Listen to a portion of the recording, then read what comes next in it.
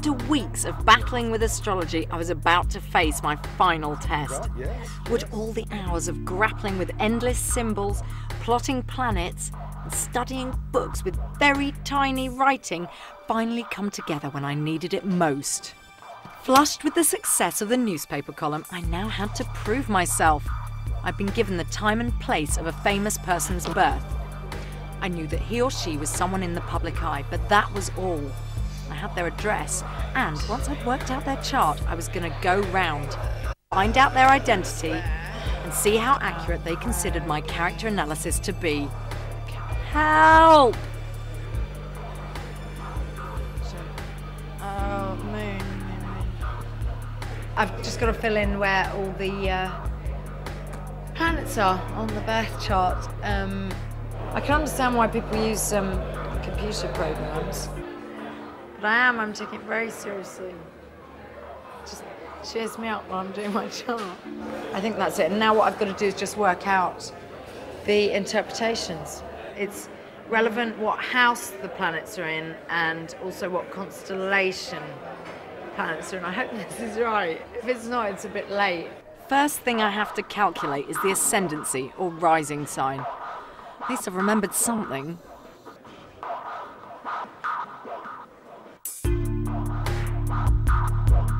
This person's ascendant is in Aquarius. No, maybe kind of unconventional. Might be someone who looks unconventional. If it's to do with presenting to the world. Okay, so other ascendancy stuff would be to do with kind of outwardly directed energy. I mean, I can see just from stuff like where Mercury is.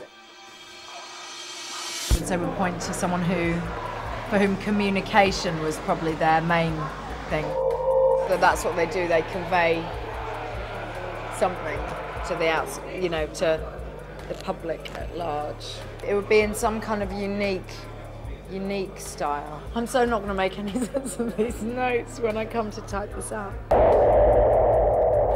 There's a lot of what you might call like typical masculine traits, as well as more, you know, what other people might call typical feminine traits. Relationships and love would be really important to them, and that's the sort of the roots that allows them to have wings. Mars there is again that kind of a sort of fiery individual walking your own path. Yeah, the kind of eccentricity thing again. God, this could all be so wrong. I mean, I was interested in the degree to which Raymond said he uses intuition, so maybe I should be doing that as well. But then I feel like I've got Kieran looking over my shoulder saying, "No, you're just guessing." Obviously, human nature, curiosity and all that. While I was doing the chart, I was trying to guess who it was. And, but, you know, it's hard to say how much of my guessing has to do with astrology. Well, no, it's not hard to say, actually, it's easy to say because a lot of it has nothing to do with astrology. But I do have to say that the thing that gave me the idea for who it might be, the inspiration, was one line in the chart that, about someone who maybe looked unconventional and did things in a unique way. And that gave me the idea it might be John McCririck. But if it's not, whoever it is probably not going to thank me for that.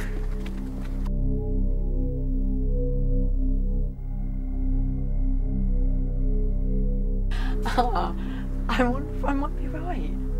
If I'm not, that's a huge coincidence. Which I'm not.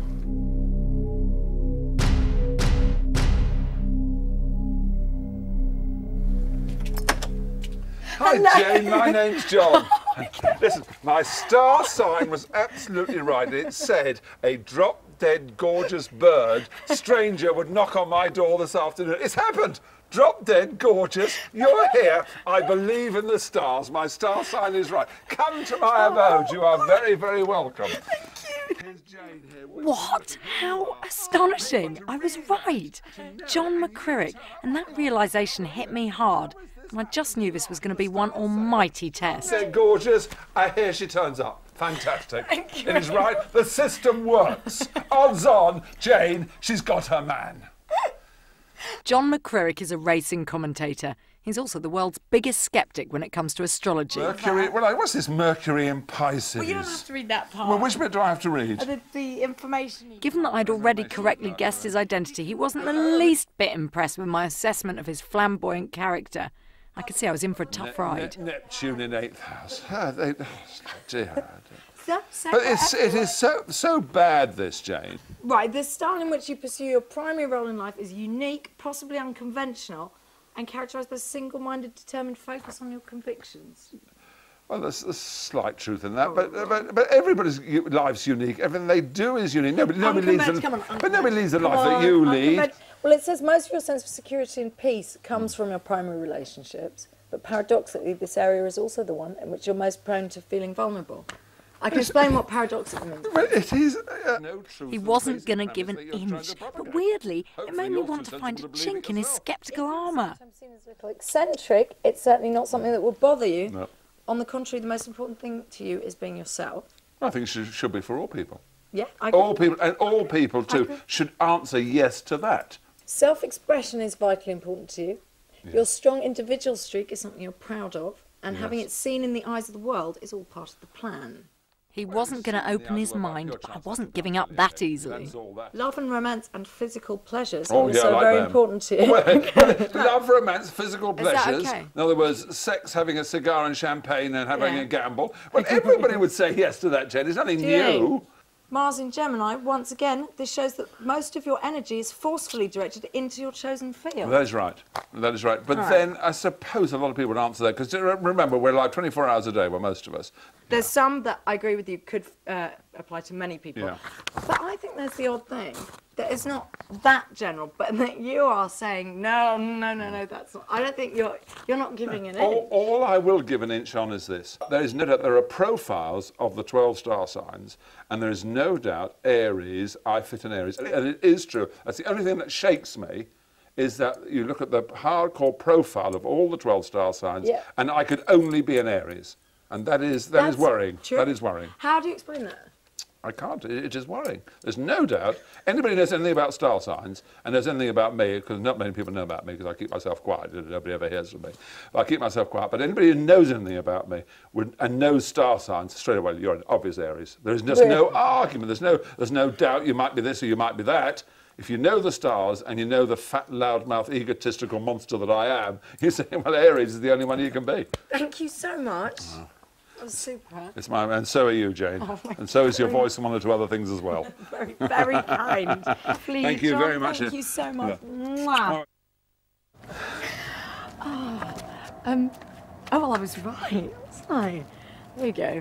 That was probably just a good, educated guess, though. But, well, Kieran certainly couldn't say that was a biased experiment. There was no helping me going on there. Which in itself was actually an interesting thing, because the few things that were right, I felt were genuinely right. And there was a load that was wrong. There was lots that was wrong. And some of it, I agree with them, was general, but in a way that's the language of the thing, isn't it? When you're talking about personality things. There's only so many aspects you can have to people's personalities, and if someone wants to argue that it's general, you can't argue against that. It is general because what can you do?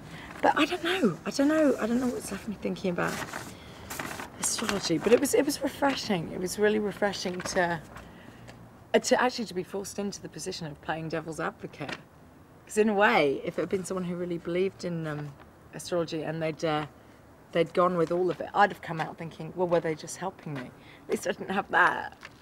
But where this leaves me, I don't know. I'm going to have to go away and recover. I'm going to go away and recover for a bit. Bye.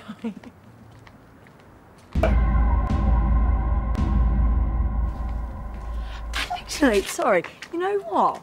Now I'm stopping to think about it. I know some of it is, you could say it applies to a lot of people. There's some stuff that did fit him quite well. I guessed him because I read the line, unconventionally dressed. And that was what made me think, oh, hang on, I wonder if it's him. Hello, yeah, eccentric fits.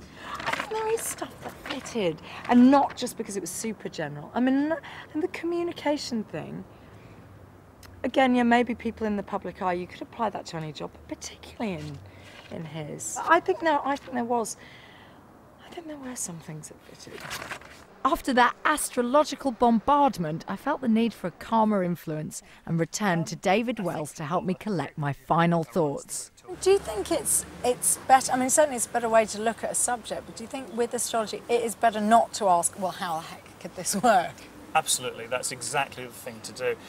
I think a lot of people get hung up on astrology as a science. Yeah. Yeah, and some people say, no, it's not, it's an art. Well, it's a combination of both. The science is in the positioning of the planets and the way in which some people read them. But the art is in trusting, as always with these things, your intuition, which you have in abundance, because I've seen your chart, in abundance, and that's why you got the result. Because ultimately what you did was you trusted your intuition, but backed up with those astrological facts. And that's it. Well, to me, it's the only way. If people always say, oh, you know, how can you prove this, how can you prove that? It's the thing about astrology is it's cosmic shorthand. That's what it is. Here's the shorthand, learn to interpret it, and we'll prove to you it's right.